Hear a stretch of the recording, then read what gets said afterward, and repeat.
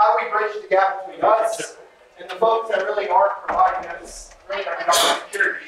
There's all of the other, I would say, non-technical humans that are in your organizations, in your households, in your walk of life that you need to focus mentor on why security is important. And number two, help them understand the importance of not only complying, but driving that into their day-to-day habits. My name is Stephen Ollek. I'm a local San Antonio resident. I've been here about almost 4 years now. A lot of my previous experience has been with the Department of Defense as a civilian, working with fourth estate agencies, the Army, and then Air Force. And then most recently, went over to the dirty side and became a contractor. And now I sell kind of services, DevSecOps kind of things back to the DoD.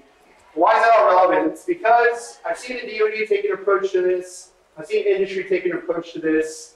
I've seen myself take an approach to this. And it's really hard when you're trying to talk to folks who just can't understand what you're trying to say and communicate to them, and then giving them the why of like what's in it for them, what's their intrinsic motivations here. So that's what we're all going to talk about today.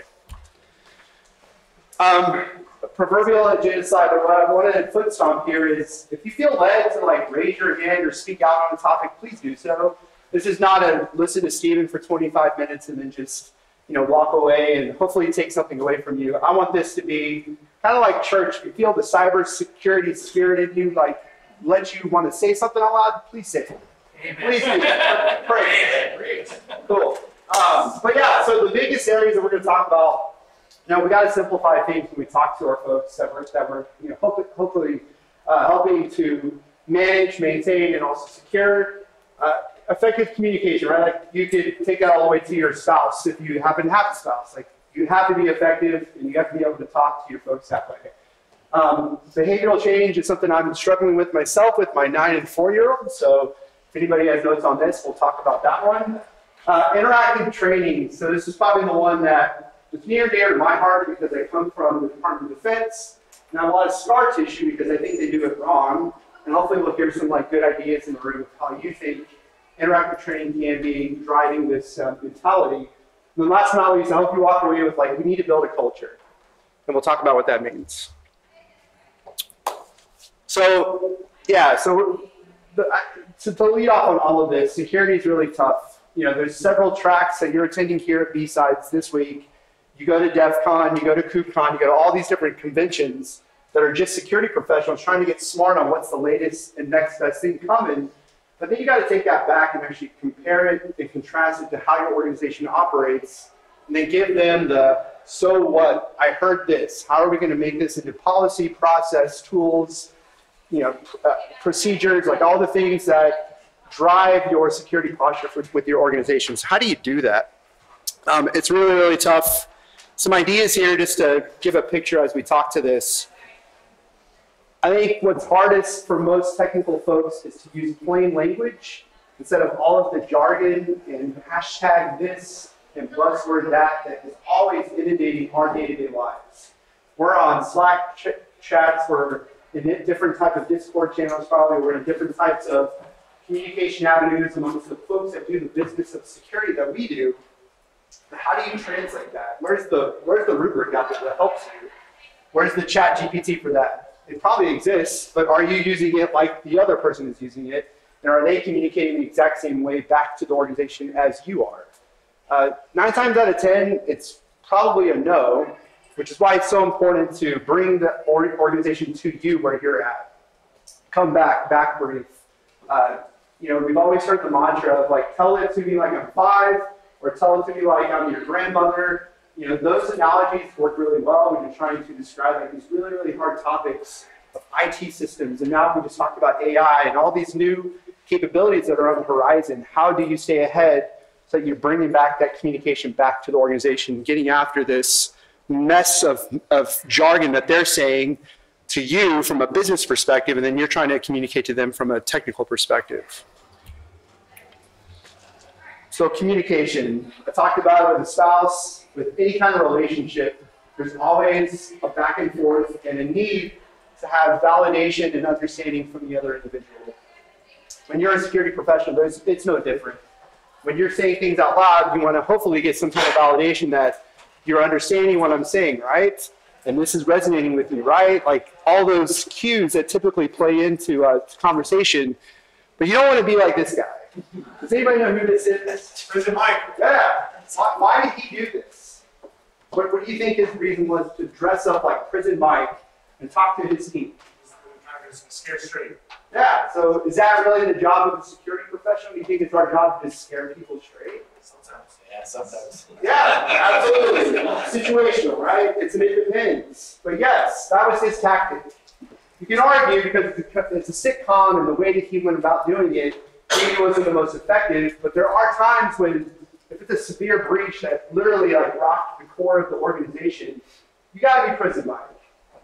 But I would also offer, don't be Prison Mike 100% of the time. I think that's when people in your organization tune out the importance of security because they only see this all the time. They hear this all the time. They hear the no's all the time. They hear tomorrow, the world's going to blow up and you have to be fearful of everything in the world. That's not necessarily true. What I like to approach with is, there's a really, big thought leader in the defense space. He's an authorizing official, specific title of the DoD. But he always had this like yes, if mentality.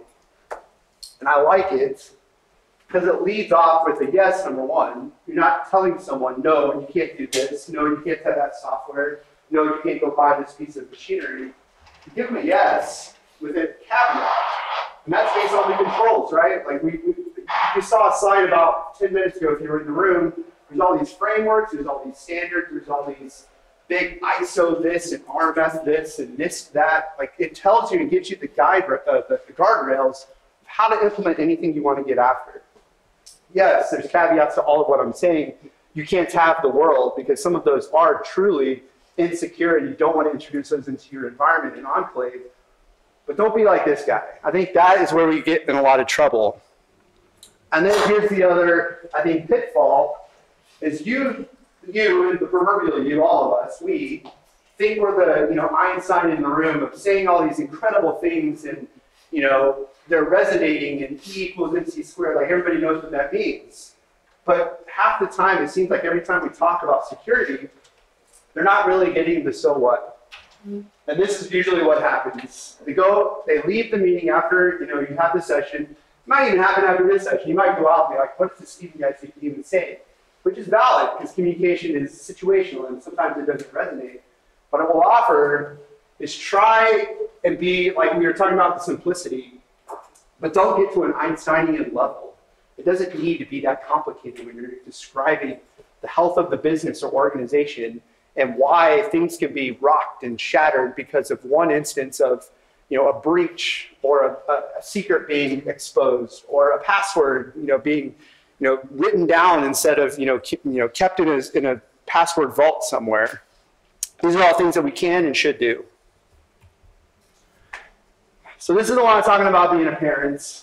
Not saying organizations are like children, but I think we can all have a little bit of shared understanding that people, as much as you want to control the things that they do, they're out of your control at the end of the day. How do you drive behavioral change? This is very, again, rhetorical on purpose, but it's all about what we're going to talk about in a second here, about establishing a culture, because if you give them the communication we were talking about earlier with easy to understand technical information and not the jargon that we're all used to, maybe they just do it for themselves, and then you have that proud parent moment where you're cheering them from the stands. Do we want to be Roy? Like, let's think about this for a second. Has anybody ever seen the IT crowd? Does this resonate with the room? I hope it does.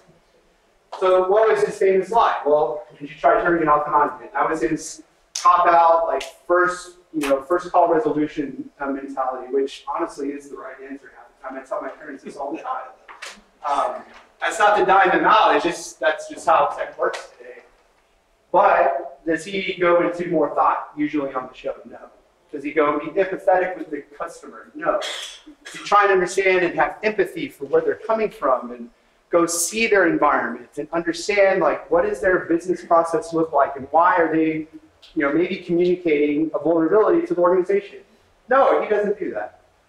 And he does it because there's always been this natural divide of IT versus the business. I'm here to offer, and it's been said ad nauseum, and I'll just say it again, the business and IT are together, and we have to be real about this and understand it. And hopefully you have thought leadership in your organizations that do try and bridge that divide that may or may not exist for you all today. And this is my famous line when I talk to folks. It's usually an ID10 tier, and they're like, what do you mean? I'm like, just go write it down. Let's have a chat in 5 minutes, right? That's not the right answer either, because what it does is it castigates the person, it puts them in a defensive position. And you're already judging kind of who they are as an individual. Because sometimes the tech itself is wrong, the security configuration is wrong, or a plethora of other reasons that, again, if we get back to that compassion and empathy and meet the people where they're at, maybe it's something that we can actually control so that they can drive this behavioral change that we're looking for.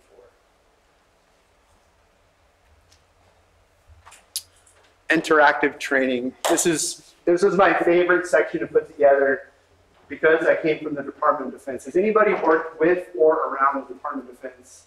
Hoping some have because it's San Antonio. Cool. So the guy on the next slide you're going to recognize. He doesn't exist anymore, but this is the dude. We've always known this guy. His name is Jeff.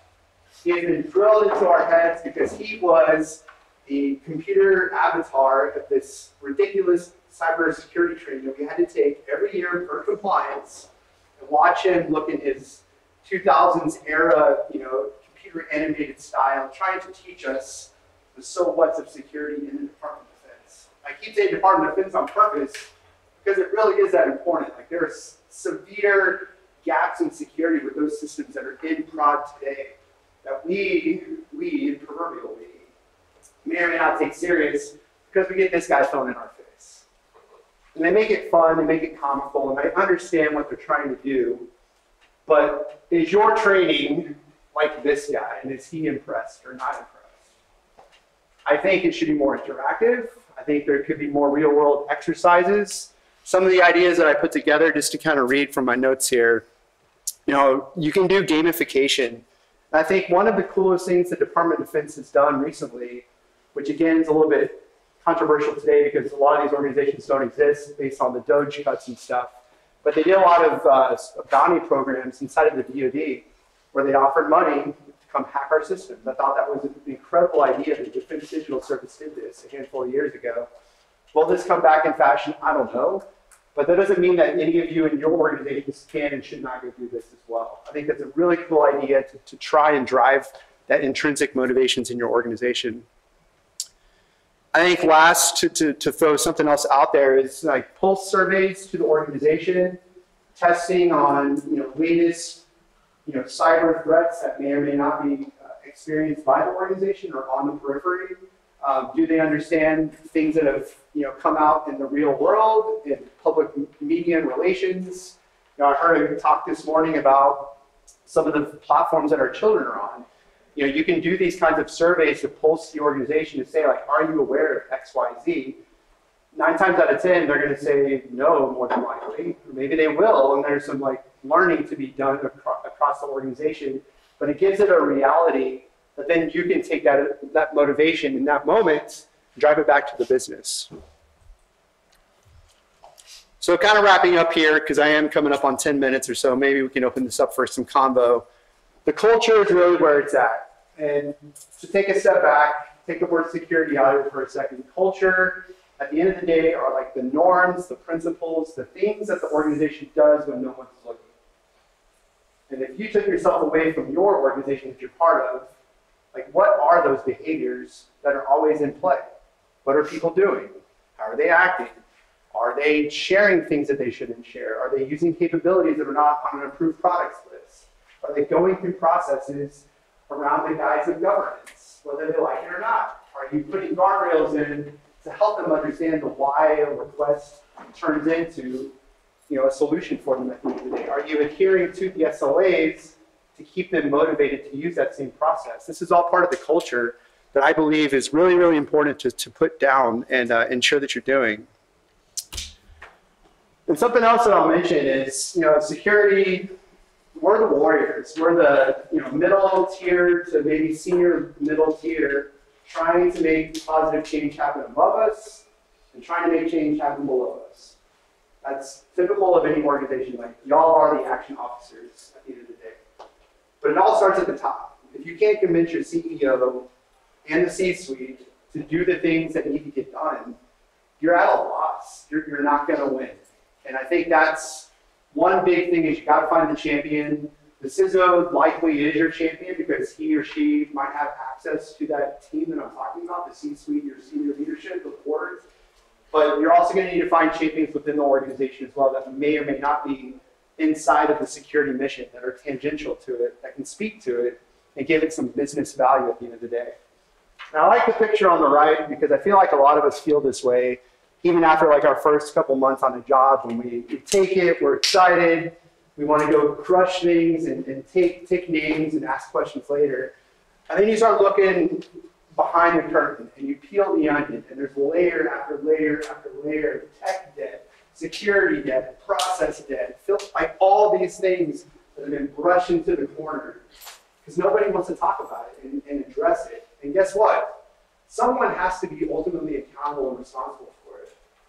My call to action for you today is that everybody in this room, everybody in your organization can feel that sense of ownership together.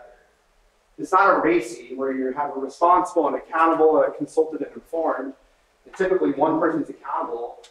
Everybody needs to feel that accountability. And everybody needs to feel that responsibility because it's important, extremely important to the business. And I hope that you got a little bit of that today. So last slide, the same four kind of big buckets here. You want to engage the staff with easy to understand jargon.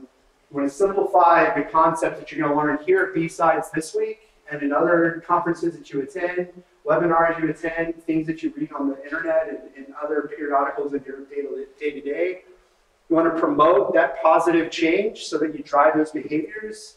And last but not least, build that culture. It's the most important thing you can do as you leave BSides today. Any questions, comments?